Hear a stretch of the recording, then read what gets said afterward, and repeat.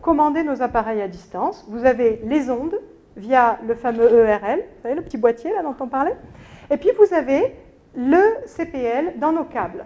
Alors, on peut supposer que les gens qui ont le compteur à l'intérieur, dans leur logement, il va être intéressant de leur mettre le fameux ERL, parce que ce n'est pas très loin entre le compteur et leurs appareils électriques.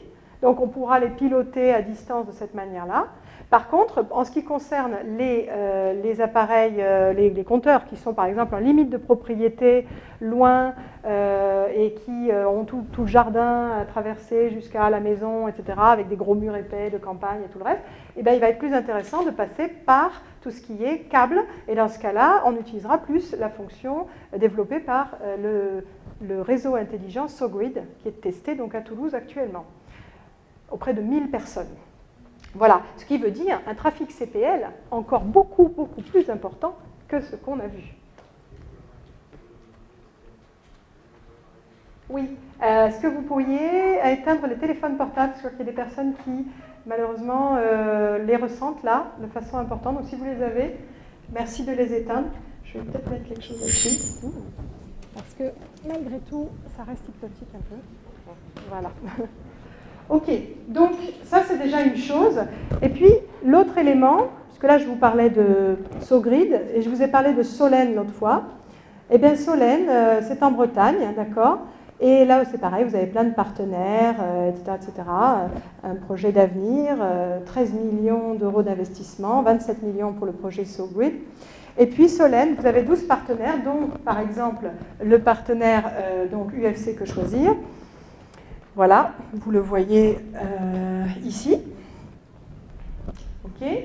Et puis en gros, ils testent différentes choses, dont les tests d'écrêtement de puissance, d'accord, donc notamment l'écrêtement ciblé. Alors l'écrêtement ciblé, en gros, c'est pas très compliqué, c'est au moment où on risque d'avoir un problème de délestage, un problème de pas assez de courant, eh bien, alors théoriquement c'est à J-1, donc on anticipe pour J+1.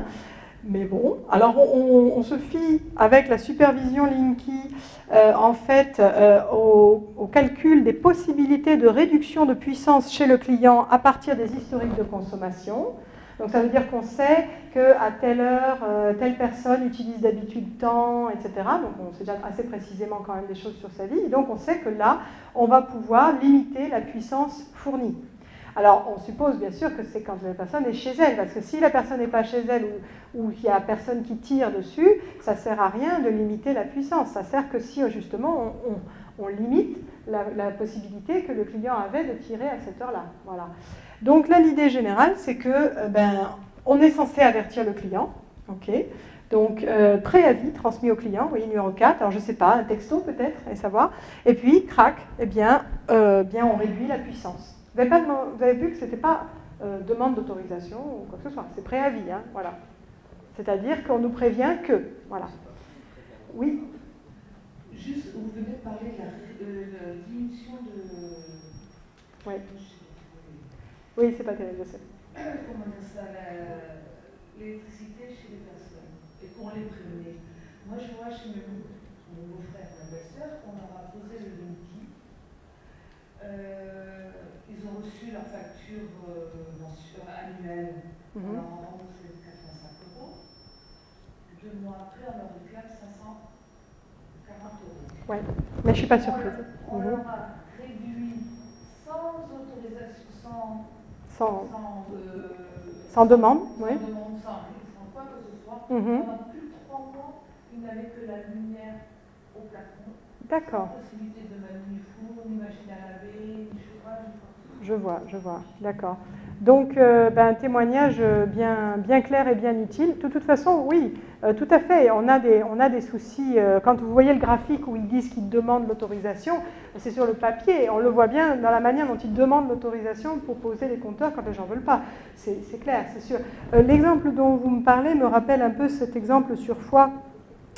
Qui a touché un couple de personnes octogénaires qui avaient une consommation extrêmement régulière, très peu d'appareils, des chauffages électriques qu'ils n'utilisaient quasiment pas puisque c'était un insert, et puis effectivement, on va dire, à part une télé et un chauffe-eau électrique, pratiquement aucun appareil, et qui, vous en doutez bien, se sont vus poser le Linky, pas contre leur gré d'ailleurs, hein, à la fin février 2016, et qui ont reçu en juillet, avec leur facture de régularisation, puisqu'ils étaient mensualisés, une demande d'une facture de plus de 520 €, d'accord?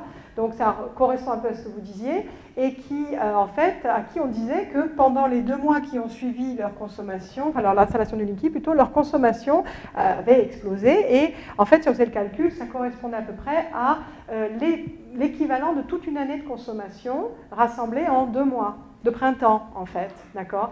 Donc c'est quand même très très bizarre, évidemment. Alors, ils ne s'en sont pas rendus compte tout de suite, donc c'est évidemment, s'il y a quelqu'un qui a un Linky, on le conseille d'arrêter son prélèvement automatique pour pouvoir suivre de très près ses consommations et de relever ses index régulièrement, parce qu'il ne faut pas attendre des mois et des mois. Parce que qu'est-ce qui s'est passé là? En juillet plutôt, quand ils ont reçu leur facture, ils nous ont contactés, puisqu'ils connaissaient le collectif, et ils nous ont contactés après avoir essayé d'appeler EDF. Mais à EDF, déjà, ils avaient commencé à noyer le poisson, c'est-à-dire qu'ils essayaient de leur dire que c'était un rattrapage sur un taux non... si vous savez, quand EDF veut augmenter le tarif de l'électricité, puis l'État dit non, et puis le Conseil d'État après dit non, non, vous n'avez pas le droit d'empêcher l'opérateur d'augmenter son tarif, et donc il faut faire des rattrapages sur les années, sur le non perçu antérieur. Mais ça n'avait rien à voir, puisqu'on était dans des index qui s'étaient envolés. Donc de toute façon, on cherchait à noyer le poisson. Et donc j'ai appelé en présence de ces personnes EDF qui a bien ouvert une réclamation. Et cette réclamation, elle a donné lieu à une visite de quelqu'un de chez Enedis début septembre, mais qui est arrivé en disant « moi je ne connais pas grand-chose de ces compteurs, vous savez », donc c'était très encourageant. Voilà. Et puis il disait hein, « si je trouve rien, il faudra que vous payiez, puis mon déplacement aussi en fait ». Donc c'était assez fort de café. Et du coup, voilà, il n'a rien trouvé forcément, mais ça ne veut pas dire qu'il n'y avait pas de problème. Donc ces gens-là, ils ont reçu une lettre après d'EDF qui s'excusait en gros du fait que peut-être c'était peut-être pas très satisfaisant, mais qui pensait que soit, leur compteur précédent ne comptait pas bien.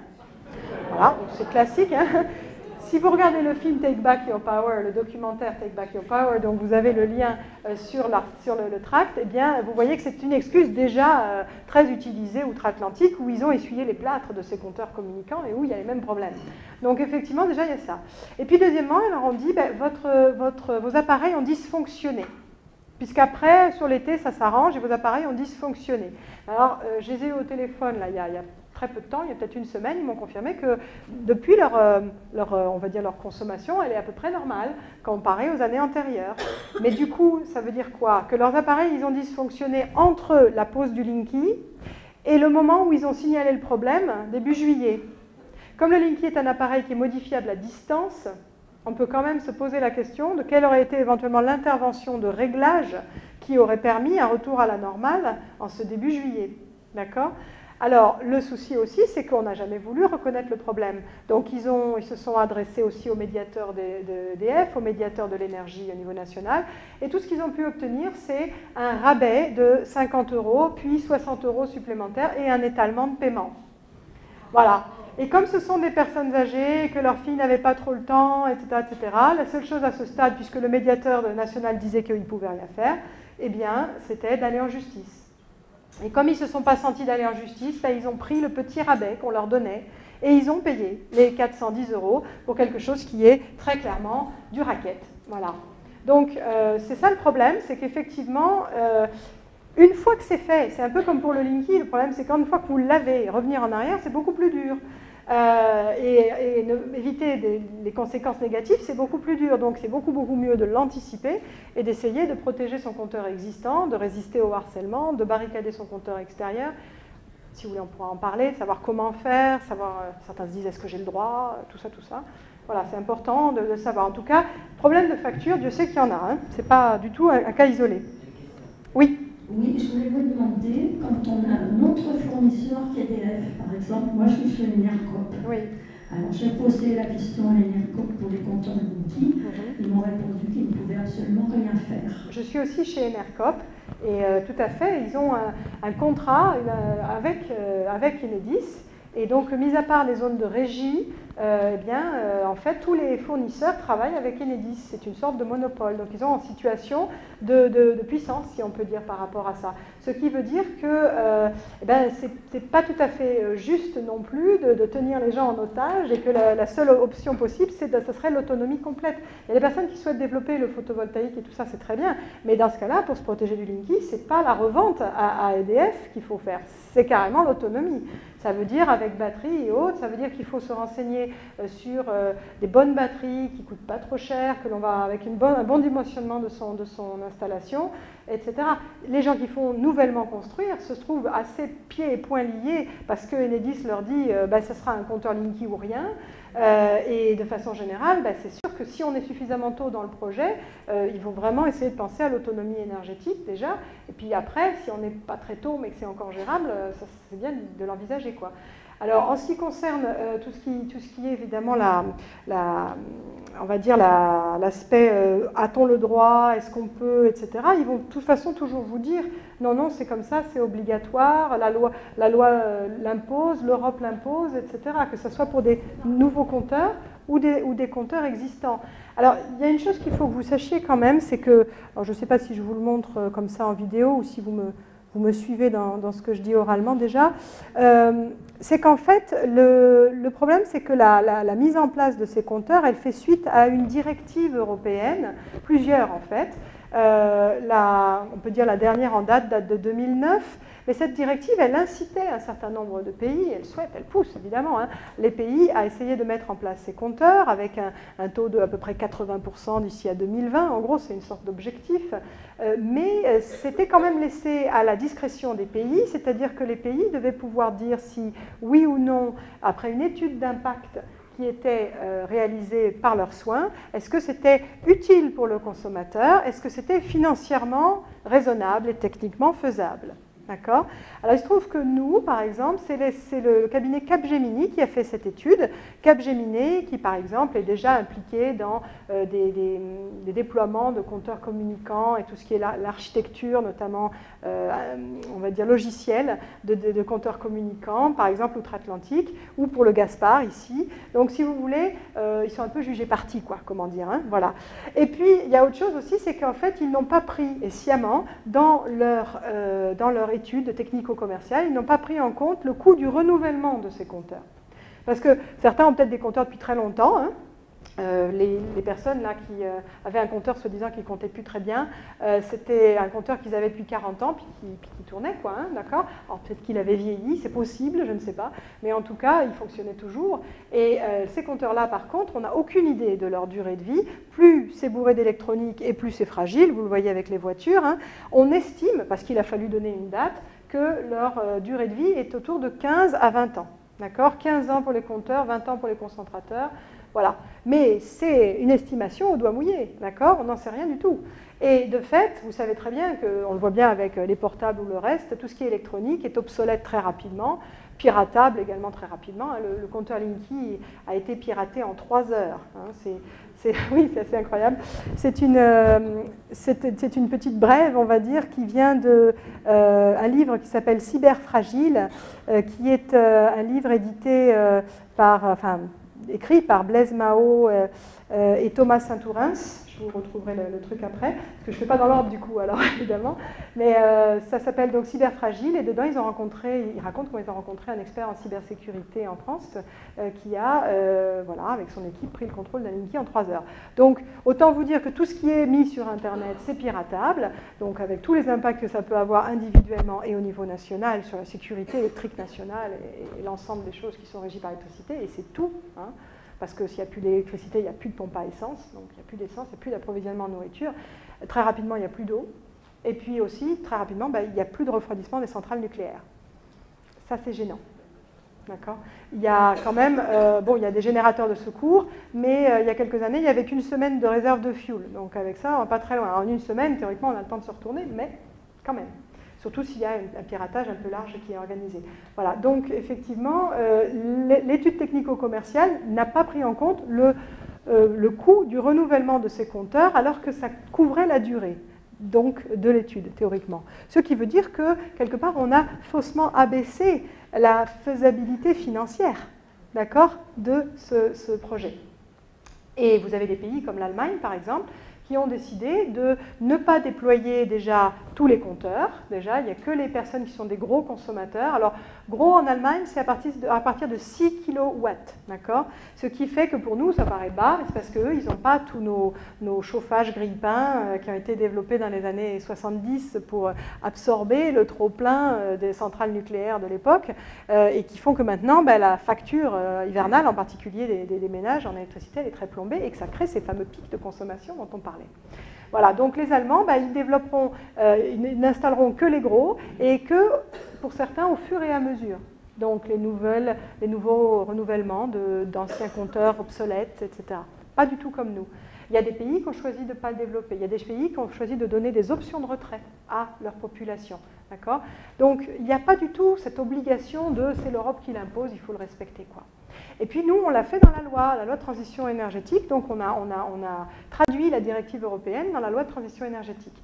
Et donc ce qu'on a fait, c'est qu'on a dit, il faut qu'Enedis pose, sous peine de pénalité, d'ici à, par exemple, 2021, etc. Mais le problème, c'est qu'effectivement, derrière, on ne demande pas à l'usager son opinion. Et dans la loi, ils ont à la fois enlevé les amendements qui proposaient une exemption pour les personnes électrosensibles, mais ils ont aussi retiré toutes les pénalités. Ce qui fait que vous avez une sorte de vide juridique qui fait que rien n'est prévu dans le cas où un usager dise non. Donc il n'y a rien dans la loi qui dit qu'est-ce qui se passe quand il y a quelqu'un qui dit non.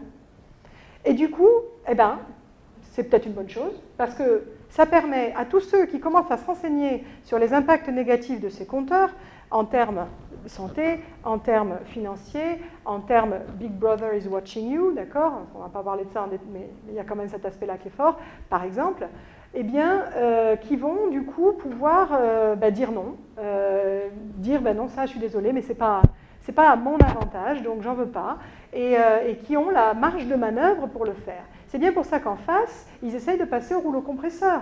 C'est bien pour ça qu'en face, la seule possibilité qu'ils aient de poser en masse, en respectant les délais qui leur sont imposés et en essayant de pouvoir obtenir la manne financière que va représenter la mise en place de ces compteurs, notamment avec le marché du big data dont je vous parlais tout à l'heure, et qui est pour eux urgente, cette manne, parce qu'ils sont on va dire succursale, pas succursale, mais vous voyez, la maison mère c'est EDF, et EDF, peut-être vous ne le savez pas, mais les finances d'EDF sont dans le rouge quand même. Et elles sont d'autant plus dans le rouge qu'il y a des projets qui s'éternisent, comme le nouvel EPR, ou ceux qui sont très très hasardeux, comme les nouveaux EPR qui voudraient construire à Hinkley Point en Angleterre, qui ont fait que le directeur financier d'EDF a claqué la porte il y a 1 an et demi en disant que c'était vraiment, ça mettait en péril les finances du groupe de façon importante. Donc vous avez une urgence de leur côté. En plus, ils ont financé en recherche et développement, en fabrication et tout ça. Donc pour eux, il est hors de question d'abandonner. Et c'est pour ça que la stratégie, c'est une masse critique. C'est essayer d'avancer le plus possible, d'essayer de poser le plus possible, le plus vite possible. Donc ils posent en masse, en particulier, tous les compteurs qui sont accessibles de l'extérieur. C'est pour ça que si vous ne barricadez pas, il n'y a rien qui les arrêtera, à part une voiture garée tout le temps devant ou quelque chose comme ça. Il y a des gens qui s'organisent en groupe de vigilance et tout ça, mais c'est pas facile, il leur faut qu'un quart d'heure pour poser un compteur. Donc voilà, une fois que c'est fait, c'est fait. Même quand la commune a délibéré, même quand la commune a pris un arrêté, même quand la commune a pris un moratoire, ce qui est moins fort, eh bien, quand même, malgré tout, les gens ne peuvent pas, les maires ne peuvent pas s'opposer à ce qu'ils viennent poser le compteur. C'est ça qui est malheureux, c'est que vous voyez ça sur des communes, même qui sont très fermement opposées, vous avez, s'il y a des gens qui disent oui, on les leur pose. Alors ils disent peut-être oui parce qu'ils ne sont pas au courant, ou on les leur pose peut-être parce qu'ils ne sont pas là à ce moment-là. D'accord ? Alors, est-ce que c'est légal ? Oui, tout à fait. Alors, la légalité de tout ça, justement, c'est toujours une question d'interprétation et ça ne peut se trancher que devant les tribunaux et après coup. Leur plan, c'est d'essayer d'aller vite. Donc, vous pouvez soit faire une action en référé. Alors, il y a une action référée qui est une action collective, par exemple, qui est actuellement en cours, on va dire, qui est faite par le cabinet L'Expressia. Et bon, il y a une liste là-bas à la sortie, si vous voulez, pour vous inscrire si ça vous intéresse. En tout cas, il faut faire une démarche. c'est 48 € par personne, c'est bon, voilà. Ça peut être une option, surtout si on a le compteur à l'extérieur, mais il faut le barricader aussi, ou si on a déjà le compteur Linky. En particulier, parce que les compteurs à l'intérieur, on peut plus les protéger pour le moment. L'idée générale, c'est que la loi, tant qu'on est uniquement dans ce qui se passe sur le terrain, et que vous avez les autorités qui cautionnent une action par un industriel, eh bien vous avez une sorte de collaboration là. Ce qui veut dire que ça va être très difficile de faire respecter le droit tel que vous l'entendez à ce stade. C'est le pot de terre contre le pot de fer. C'est bien pour ça que justement ces actions collectives sont intéressantes, parce que sinon, la seule force qu'on ait, c'est notre nombre, quoi. Voilà. Ce qui fait qu'actuellement, la plus grande puissance qu'on puisse avoir, c'est notre capacité, on va dire, de résistance passive, d'inertie, de réussir à s'informer les uns les autres, à ne pas nécessairement toujours passer par les médias officiels qui ne retransmettent pas toujours les informations, qui sont souvent, peut-être que vous êtes assez au courant de ça, mais c'est pas sûr.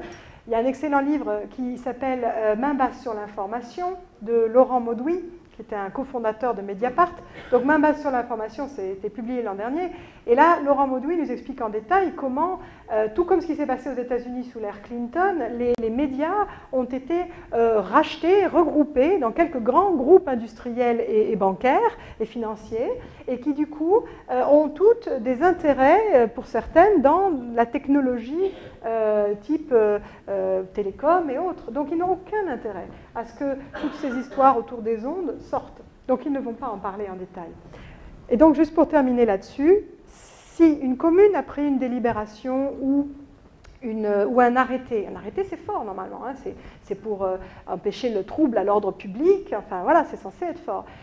Alors, par exemple, vous avez la commune de Hyères, l'ex-fief de Dupont-Aignan, où ils étaient assez remontés contre ça et où ils ont dit qu'ils allaient faire intervenir la police pour aider les gens qui souhaitent refuser. Mais ils ne peuvent rien faire contre les gens qui ne refusent pas, soit parce qu'ils ne sont pas convaincus, soit parce qu'ils ne sont surtout pas au courant, soit parce que, eh bien, ils n'étaient pas là quand l'opposeur rôdait dans le quartier. On l'a vu sur fois, nous, la technique, c'est ça, c'est qu'ils surveillaient les allées et venues des gens, et dès que quelqu'un sortait faire ses courses, crac, il venait poser. Ça dure 15 ou 20 minutes, c'est très rapide. Et ils ont besoin de presque rien pour ça. Ils ont une technique bien huilée et ils ont des instructions de pose qui sont très claires. Par exemple, vous avez une fiche qui a été trouvée là. Elle est tombée pas du camion, je suppose, de l'arrière du camion. En tout cas, c'était très bien que la personne qui l'avait nous l'ait transmise. Alors là, c'est la situation poseur, si vous voulez, situation sans présence physique du client, hein, vous voyez, en gros. Alors, en gros, quand c'est dans une cage d'escalier, ça n'est pas le domicile, donc ils peuvent rentrer. Par contre, ils incitent également à des choses comme, très clairement, s'il y a un cadenas, affiche sur le compteur ou le coffret ou la gaine, ne pas tenir compte des affiches, casser le cadenas si besoin, remplacer les compteurs. Vous voyez? Donc là, Enedis est un petit peu gêné quand cette fiche a circulé, ils n'ont pas trop commenté, mais le principe général, c'est quand même qu'ils incitent à ce genre de choses, et puis ils incitent à la violation de domicile, c'est-à-dire que, par exemple, simple ouverture d'un portail non fermé à clé et absence de panneau interdisant l'entrée, genre panneau propriété privée, à ce moment-là, l'accès est libre, vous pouvez rentrer. Ce qui est faux. Quand vous avez ne serait-ce qu'un muret bas autour d'une propriété, si vous l'enjambez, vous êtes déjà en violation de domicile. Alors domicile, hein, le domicile est beaucoup plus protégé que la propriété. Par exemple, si c'est juste une résidence secondaire ou quelque chose que vous louez à quelqu'un d'autre, ce n'est pas votre domicile.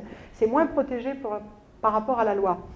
Alors, par contre, vous voyez bien que si vous ne fermez pas à clé votre portail, voilà, il est très probable qu'il rentre allègrement. J'ai vu des cas de barrières enjambées, hautes comme ça pourtant, etc. Donc, il faut se préparer à ça.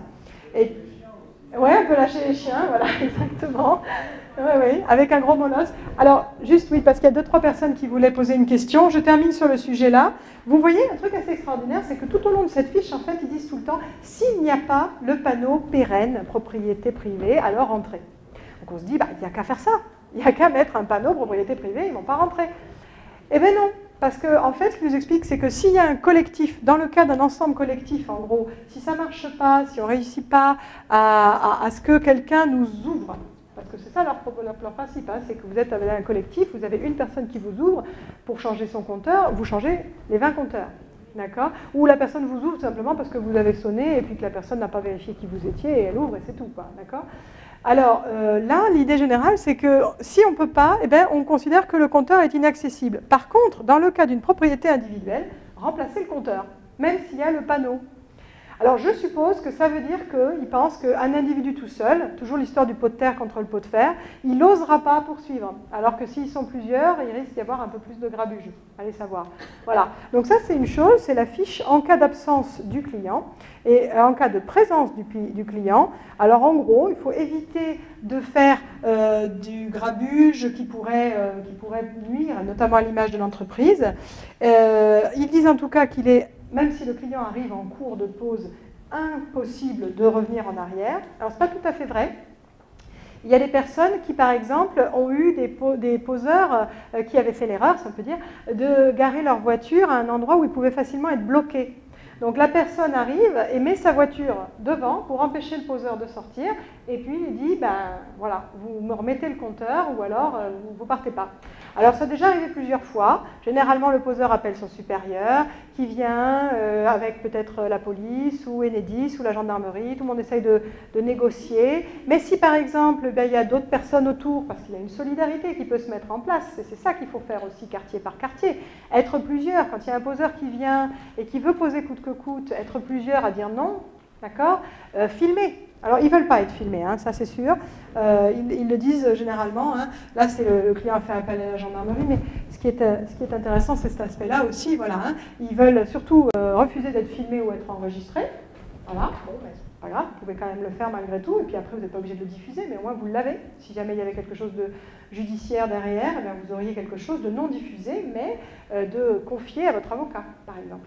Voilà, et puis il vous dit surtout ne pas entrer dans un échange avec la presse, les inviter à contacter les services d'Enedis, éviter tout comportement qui pourrait nuire à l'image de l'entreprise de pause ou d'Enedis. Voilà. Alors soyez clairs, c'est ça qui les préoccupe. Le reste, non. Y compris l'aspect santé. C'est-à-dire que vous avez des personnes, une personne notamment à Albi par exemple, qui vient de faire une grève de la faim devant la mairie et puis devant chez Enedis. Voilà. Alors, c'est une personne, je ne sais pas si vous voyez bien, hein, donc Linky m'a rendu malade, grève de la faim, Enedis ne veut pas m'enlever le compteur, je ne peux plus rentrer chez moi. Voilà. Alors ça, c'est Anne de Albi, qui j'ai eu une longue conversation au téléphone, et qui m'a expliqué un petit peu voilà, son témoignage. Donc, Anne, eh bien, elle avait accepté le compteur, elle n'a jamais été électrosensible, et immédiatement, ses symptômes ont commencé.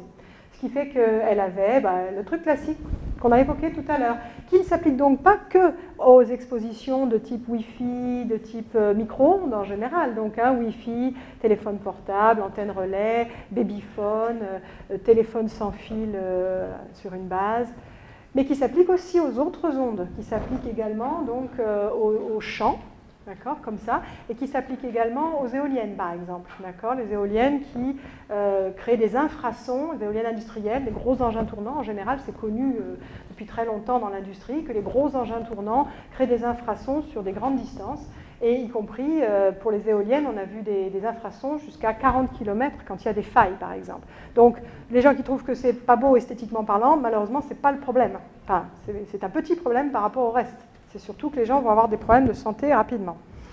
Voilà. Alors cette personne, elle avait très bien agi, elle a appelé la presse. Et vous vous souvenez de ce qu'il ne fallait pas faire pour Enedis, il ne fallait surtout pas ternir l'image de l'entreprise. Et donc c'est ce qui lui a permis qu'on lui retire son compteur. Parce qu'avant d'en arriver là, elle avait appelé, écrit à la mairie, elle avait écrit aussi à Enedis, elle avait écrit procureur si ma mémoire est bonne, elle avait écrit plein de monde. Et puis personne ne réagissait, personne ne bougeait.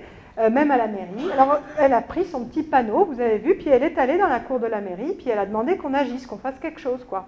Et puis, finalement, ils ont pris un rendez-vous avec Enedis, il y a eu une sorte de concertation, mais malheureusement, il n'y a pas eu d'écho. On lui a dit qu'en gros, il ne pouvait pas y avoir de problème. Et puis finalement, qu'est-ce qui s'est passé? C'est uniquement quand il y a eu la presse et qu'elle est allée devant chez Enedis avec la presse qui lui ont retiré son compteur. Alors maintenant, elle va mieux, elle peut rester chez elle, mais elle est obligée de débrancher quand même assez régulièrement et elle est devenue électrosensible, c'est-à-dire que maintenant, malheureusement, quand elle va dans un grand magasin, elle ne peut pas tenir longtemps, elle supporte beaucoup moins le Wi-Fi, elle sent les portables, etc. Donc, si vous voulez, je vous parlais tout à l'heure peut-être d'un terrain. terrain personnel, terrain lié à une faiblesse parce qu'on a certaines maladies qui couvent, ou alors on a des problèmes de carence en certaines choses, ou alors on a une grosse charge en métaux lourds, d'accord, métaux lourds associés par exemple aux amalgames dentaires avec le mercure, etc., ou une charge vaccinale importante, parce que vous savez qu'il y a beaucoup d'aluminium dans les adjuvants vaccinaux, donc notamment aussi dans le vaccin contre la grippe ou des choses comme ça, donc vous en avez aussi qui s'additionnent dans le corps, et ça fait antenne un peu quelque part. C'est-à-dire que les personnes qui ont une charge en métaux lourds, souvent, ont plus tendance à devenir électrosensibles rapidement, ou à avoir des problèmes qui sont décrits par exemple par Romain Gherardi, comme la fibromyalgie par exemple, associée donc à une charge en aluminium importante. Voilà. Donc voilà, alors juste, on va peut-être faire une pause parce que voilà, il y a plein de gens comme ça qui ont des problèmes comme ça, qui ont été chassés de chez eux.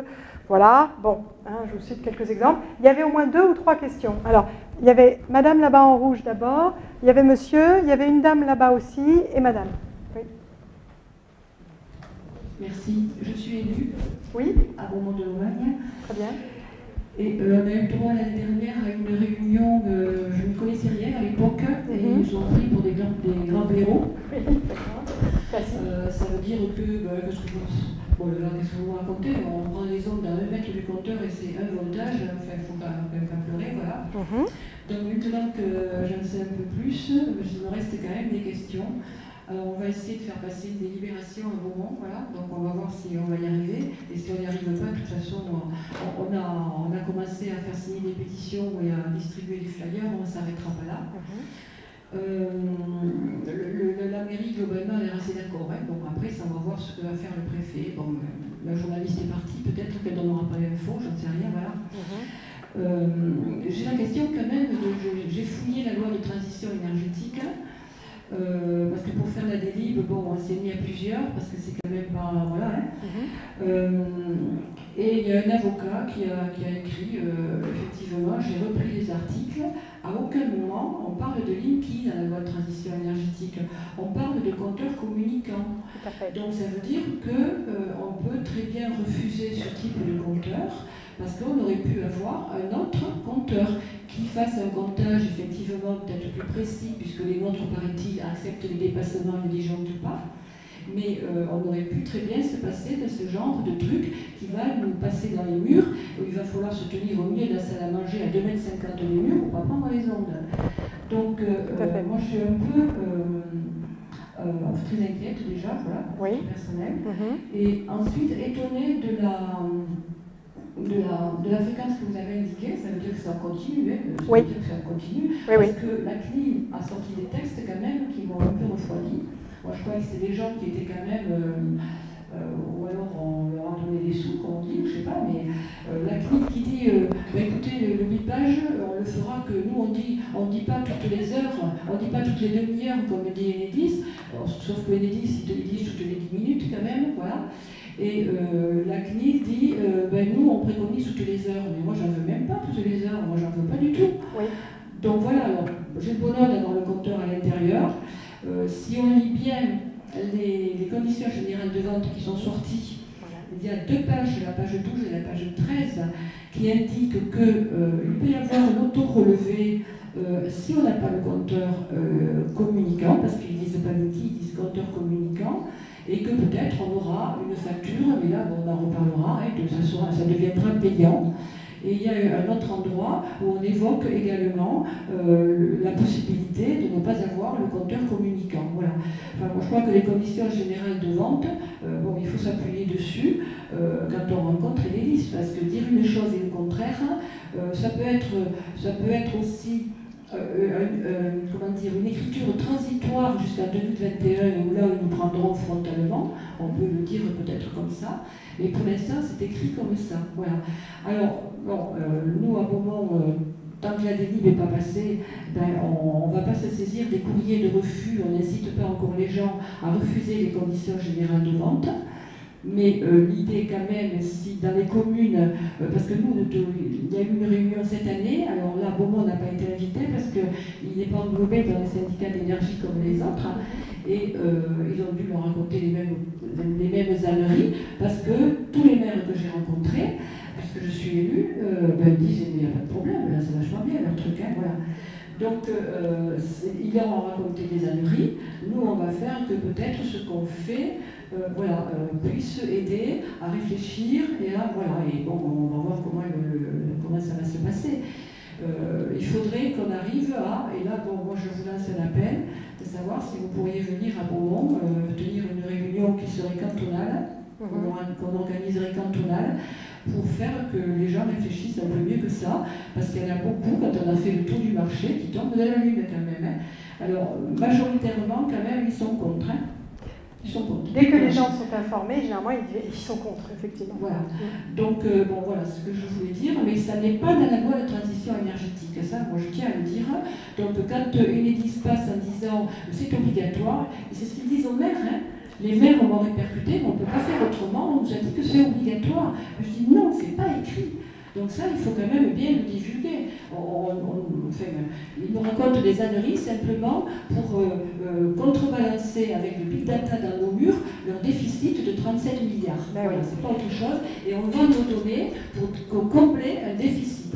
Et on vend notre santé. Et ça, c'est inacceptable. Merci madame. Alors tout à fait, c'est très bien qu'il y ait... Bravo.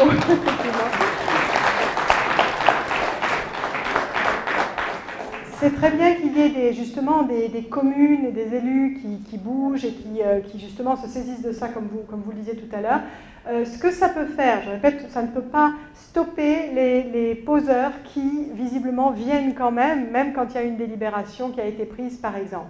Délibération dont vous pouvez vous inspirer, par exemple, puisque Artemisia, le cabinet Artemisia avait, donc cabinet d'avocats, avait proposé certains types de délibérations un peu juridiques que vous pouvez, voilà. Juste, oui, on va vous donner la parole, mais je... Non, simplement pour Artemisia, il parle surtout du refus par rapport aux communes qui restent propriétaires de leurs compteurs, même si elles ont donné la gestion à un syndicat d'énergie. Oui. Le fait qu'il y ait restitution, ils reprennent la propriété de leurs compteurs. Mais nous, dans la délibération, on rajoute tous les effets secondaires dont on ne veut pas. Oui, alors on met l'aspect commune, je refuse les compteurs, et on met l'aspect, nous, communes, soucieux de la santé et de la liberté publique de nos habitants, nous refusons pour telle et telle raison. Alors, ce que vous faites est très bien. Ça correspond aussi à ce qui s'est passé dans toute cette première vague de communes qui ont refusé, avec des délibérations, on va dire, maison. Qui sont honnêtes et qui sont, on va dire, poignantes pour certaines, mais qui effectivement risquent d'être plus facilement attaquables d'un point de vue juridique. Mais je dirais, même les délibérations proposées par Artemisia, qui ne sont axées que sur l'aspect vie privée et propriété des compteurs, pour l'aspect arrêté aussi, eh bien, ont été pour le moment suspendus en référé. Alors j'insiste là-dessus, parce que vous voyez peut-être dans la presse des trucs du genre la délibération de telle commune annulée, ou bien vous voyez les gens d'Enedis qui disent mais de toute façon on a toujours gagné, les délibérations sont systématiquement annulées, etc. C'est complètement faux, c'est un abus de langage évidemment destiné à vous faire, disons, penser qu'il n'y a aucune chance de faire quoi que ce soit. Le référé est une chose, le fond en est une autre. Donc les délibérations qui ont été déboutées jusque-là l'ont été dans la quasi-intégralité en référé. C'est-à-dire qu'en référé, c'est quelque chose d'extrêmement court. Il va y avoir une audience d'un quart d'heure et puis vous avez en fait très peu d'éléments du fond qui sont regardés. Et s'il y a le moindre soupçon d'une possible illégalité d'un des éléments de la délibération, le juge botte en touche et dit « bon, on suspend et on renvoie au jugement au fond ». Donc jusqu'ici, c'est toujours ce qui s'est passé. Mais ça ne veut pas dire que la délibération est annulée. Ça veut dire qu'après, il faut continuer à faire le jugement au fond. Seulement, évidemment, il peut y avoir des tas de communes que ça décourage, par exemple. Et puis, ça sert d'outil de communication. De la même manière qu'on va dire, pour Enedis, bien par exemple, l'ANSES a dit qu'il n'y avait pas de problème d'un point de vue sanitaire. D'accord ? Alors qu'en fait, quand on regarde le rapport de l'ANSES, on voit qu'ils disent qu'il y a très peu de littérature donc scientifique, il y a très peu d'études en fait, sur l'impact du CPL sur la santé, et sur les compteurs communicants sur la santé, il n'y en a à peu près pas. Donc en fait, ils disent qu'il n'y a rien comme étude, qu'on ne sait pas, mais qu'ils pensent qu'il n'y aura pas de problème. D'accord ? Ça, c'est le rapport de l'ANSES. Donc, quand, pour un raccourci de communication, Enedis vous dit, il dit dans les journaux, hein, alors, en général, hein, de façon très très importante, l'ANSES a dit qu'il n'y avait pas de problème, Monsieur Monlobou dans Le Monde, là, il y a une semaine, il nous a dit, ils ont fait des études très approfondies et ils ont montré qu'ils n'ont pas fait d'études approfondies du tout, d'accord? Ils ont fait par le CSTB quelques mesures, juste sur le CPL G1, pas sur le G3, ils ont trouvé qu'Enedis avait, disons-le, menti sur la fréquence de ces pulsations, de ces trames, et ils ont trouvé qu'effectivement, on était beaucoup plus exposé, mais comme on était dans les normes qui sont choisies justement énormes, pour ne pas gêner les industriels, il ne pouvait pas y avoir de problème. Ce qui permet de mettre un principe de précaution dans la loi qui a, disons, l'intérêt d'être là et de servir de caution, un peu comme la CNIL sert de caution à la vente de nos données, eh bien, vous avez la possibilité ensuite de dire, ah ben oui, mais le principe de précaution, ah oui, mais désolé, il ne s'applique pas, vu qu'on est dans les normes. D'accord? On ne pourra jamais le faire prendre en compte. Donc, il faut agir sur ces normes, justement. Voilà. Et juste pour terminer là-dessus, vous avez tout à fait raison, le CPL et le mot Linky, ils ne figurent pas dans la loi de transition énergétique, donc rien ne nous oblige à les accepter, c'est clair. Voilà. Alors, qui avait... Oui, madame et monsieur. Alors, j'aurais deux petites choses. Premièrement, quelle est la position des locataires si le propriétaire a dit oui à l'installation des compteurs, notamment les HLM? Alors, les HLM, c'est vrai que c'est difficile puisque vous avez l'impression qu'il y a quand même... il y a quand même une série, on va dire, de pression dans le fait d'être dans un collectif. En gros, si vous êtes locataire, vous êtes aussi le titulaire de votre contrat d'électricité. Il est à votre nom. Ce qui veut dire que les impacts, on va dire en termes juridiques, les impacts en termes financiers, et puis la présence pour vous dans les lieux, donc l'impact sanitaire par exemple, l'impact de vie privée, c'est vous qui le subirez. Donc, quand on a un propriétaire individuel, il est peut-être plus facile de parler avec lui et de lui expliquer en détail que c'est aussi dans son intérêt de refuser le compteur, même pour un logement qu'il n'habite pas, parce que, peut-être il voudra le récupérer pour lui ou pour sa famille plus tard et que donc ça peut poser problème. Et deux, eh bien, c'est de plus en plus, en fait, sur le marché, les biens qui n'ont pas Linky qui sont demandés. Les biens avec Linky sont dépréciés. Donc, pour le propriétaire, s'il veut aussi préserver la valeur de son bien, il est mieux qu'il ne pose pas le compteur. Donc ça, c'est plus facile de faire comprendre si c'est un individuel. Alors pour l'OPAC, il faut simplement dire aussi que... est-ce que vous pouvez fermer le truc? L'OPAC, en fait, ils ont été quelque part condamnés par le tribunal d'instance de Grenoble, donc le 15 novembre 2016, à démonter un compteur à eau dans le logement d'une électrosensible sur Grenoble et qui également donc a la chance, on peut dire, de bénéficier d'une interdiction de pose de compteur Linky et de compteur Gaspard. D'accord? Donc ça, c'est dans le cadre de l'OPAC. Alors, il peut y aussi y avoir une négociation avec eux qui disent, voilà, moi j'ai des problèmes, j'ai des maux de tête, je pense que je suis électrosensible. Alors, si vous pouvez obtenir un certificat médical qui cautionne cet aspect-là, c'est bien. Si déjà vous ne l'avez pas, mais que vous commencez à ressentir ce genre de symptômes, etc., il est très important de commencer à en faire état avec des courriers, parce que les paroles s'envolent, les écrits restent, d'accord, et que d'un point de vue juridique, il faut toujours montrer qu'on a fait les choses dans l'ordre, on a alerté, on a averti, on a fait les choses de façon progressive, que les gens en face ne pouvaient pas ignorer ce qui se passait. Et donc, il est très important que vous essayiez de voir avec eux pour dire, bon, mais moi, je suis désolée, mais je ne peux pas accepter ce compteur parce que je ne serai pas bien avec, parce que j'ai déjà ces symptômes. Et regardez, il y a déjà un jugement en faveur d'eux, d'accord? Sachant qu'il existe également un jugement en faveur d'une famille d'électrosensibles, c'est-à-dire que vous avez là, le 20 septembre 2017, un couple dont le fils est EHS, est électrosensible, mais n'habite pas chez eux, et qui vient d'obtenir le droit que Enedis arrête de les harceler, d'accord, et ne leur pose pas un compteur Linky à leur domicile, sous peine de peut-être empêcher leur fils de venir les voir, d'accord. Donc ce n'est pas juste la personne électrosensible, c'est déjà son entourage. Sauf que ce qui va se passer là, c'est l'étape d'après, il faut pouvoir empêcher que le CPL passe dans les câbles, pas juste qu'on vous enlève le compteur. Et c'est pour ça que cette action collective en justice est importante et que si on est très nombreux à la faire, eh bien, il y aura peut-être une issue favorable de ce point de vue-là. Au moins, déjà, pour l'ensemble des personnes qui auront souscrit à cette action, puisque en fait, ça ne couvrira que ces personnes, mais ça met aussi, un peu dire, un coin dans la porte, quoi. Et ça montre, un peu comme ce que font quand les élus délibèrent, ça met ce sujet sur la place publique. D'accord? Donc ça ne règle pas tous les problèmes, mais ça le met sur la place publique, ça aide à informer pour que tous, disons, prennent des mesures et se protègent. Voilà. Oui, madame. Alors, excusez-moi, j'ai encore autre chose, puisque oui, c'est monsieur qui voulait pas mal informé. Oui.